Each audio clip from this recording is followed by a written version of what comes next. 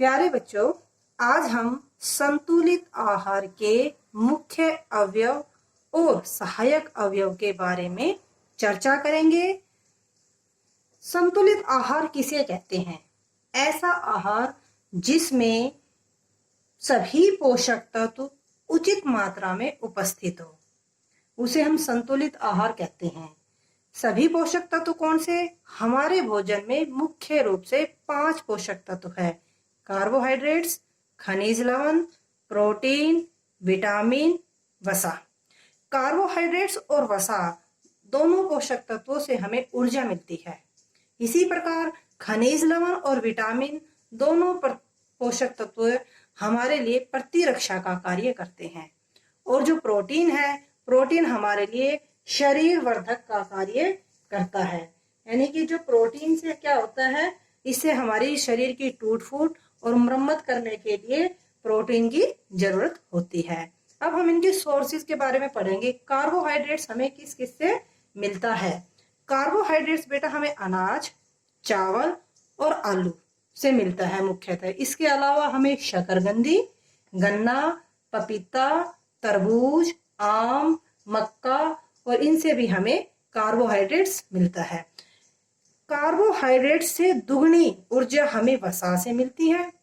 और यह वसा जो हमें मिलती है वो घी, तेल, मछली, इसके अलावा मांस, अंडे, क्रीम, मूंगफली और किसी भी तरह का तेल हो, जैसे नारियल का हो गया, सूरजमुखी का, इन सभी से हमें वसा मिलती है।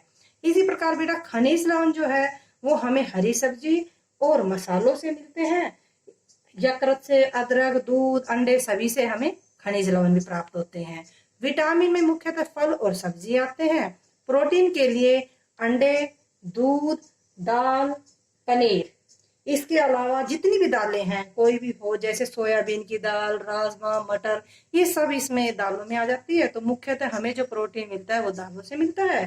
दूध, अंडे, मछली, पनीर, ये सब भी हमें प्रोटीन देते हैं। तो बेटा ये तो हमने पढ़ा संतुलित आहार के मुख्य अवयव। यदि हमारे भोजन में लंबे समय तक पोषक तत्वों की कमी हो जाती है तो हमें अभावजन्य रोग हो जाता है। तो अभावजन्य रोग किसकी वजह से होता है? खनिज लवण की कमी की वजह से। यानी खनिज लवण की कमी से होने वाले रोग कौन से हैं? लोहा, लोहे की कमी से अरक्ता हो जाती है बेटा। अरक्ता में क्या हो जाता है? हमें कमजोरी महसूस होती है, ठीक है बेटा। और हमें लोहा मिलता किस किस से है? पालक से, सेब से और यकृत से। इसी प्रकार आयोडीन, आयोडीन ग्वाटर या घेंगा, यानी गले की प्रॉब्लम या ग्रंथि बढ़ जाती है इसमें। और यदि बच्चों में ये रोग हो जाता है तो उसमें मानसिक विकलांगता आ जाती है। और हमें आयोडीन किससे मिलता है? हमें आयोडीन मिलता है मछली, अदरक से।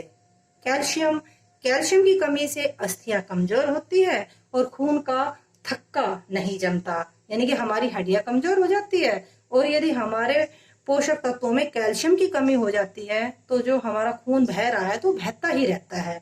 इस प्रकार कैल्शियम हमें दूध और अंडे से मिलता है। फास्फोरस में बेटा क्या होता है? गठिया रोग, जो हमारे ज्वाइंट होते हैं, जितने भी ज्वाइंट है उन सब में पेन शुरू हो जाता है।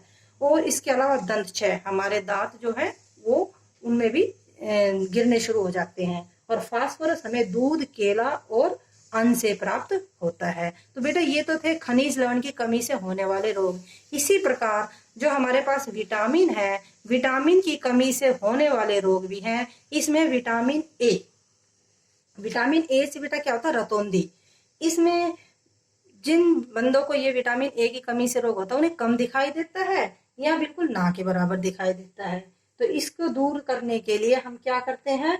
भोजन में हमें क्या लेना चाहिए? गाजर, पपीता, दूध, मछली, हमें विटामिन ए मिलता है। मछली का तेल बहुत ज्यादा इंपॉर्टेंट है।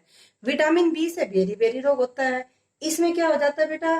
दुर्बल पेशियां हो जाती है और काम करने की ऊर्जा में कमी आ जाती है। मनुष्य थका थका महसूस करता है। यह हमें यकृत और साबुत अन्न से मिलती है। ऐसे विटामिन सी की कमी से बेटा स्कर्वी रोग हो जाता है।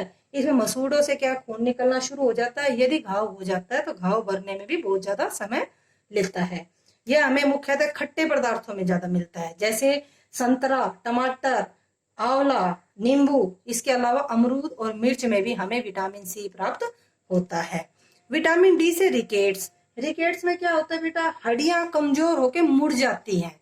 तो हमें जो विटामिन डी है इसका हमारे पास एक सोर्सेज है जो बिल्कुल फ्री है, मुफ्त में, वो है सूर्य का प्रकाश। इसके अलावा मछली, अंडे, दूध, मक्खन और यकृत, इन सब से भी हमें विटामिन डी मिलता है।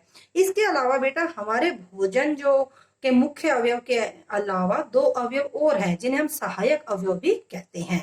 इसमें आता है बेटा रुक्षांश, यानी कि पाचन में सहायक होता है। किस किस से मिलता है, साबुत अन्न से, फल और सब्जियों से हमें रुक्षांश मिलता है।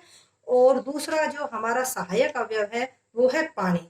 पानी क्या कार्य करता है, एक तो हमारी बॉडी का जो ताप है, टेम्परेचर, उसको नियंत्रित करता है, कंट्रोल करता है। दूसरा जो अपशिष्ट पदार्थ है उसके निष्कासन में भी सहायक होता है। कुआं, नदी, नलकूप और वर्षा, इसके क्या है, पानी के सोर्सेज है। वैसे बेटा जो रुक्षांश होता है वो हमारे शरीर को कोई पोषक प्रदान नहीं करते, फिर भी यह हमारे लिए या हमारे भोजन का आवश्यक अवयव है, क्योंकि यह भोजन के आयतन को बढ़ा देते हैं। रुक्षांश पचे हुए भोजन को बाहर निकालने में हमारी शरीर की सहायता करता है। इसी प्रकार जो जल है वो अपशिष्ट पदार्थ, अपशिष्ट पदार्थ में क्या होता है बेटा, मूत्र हो गया, पसीना है, उसको शरीर से बाहर निकालने में हमारी सहायता करता है। तो ये जो सहायक अवयव है ये भी बहुत ही जरूरी है। तो इस प्रकार हमने देखा संतुलित आहार क्या होता है, वह आहार जिसमें सभी पोषक तत्व उचित मात्रा में शामिल हो या उपस्थित हो, उसे संतुलित आहार कहते हैं। तो बेटा आज हमने संतुलित आहार के मुख्य अवयव और सहायक अवयव के बारे में चर्चा की है। इसके अलावा पोषक तत्वों की कमी से होने वाले अभावजन्य रोगों के बारे में भी चर्चा की है। Thank you.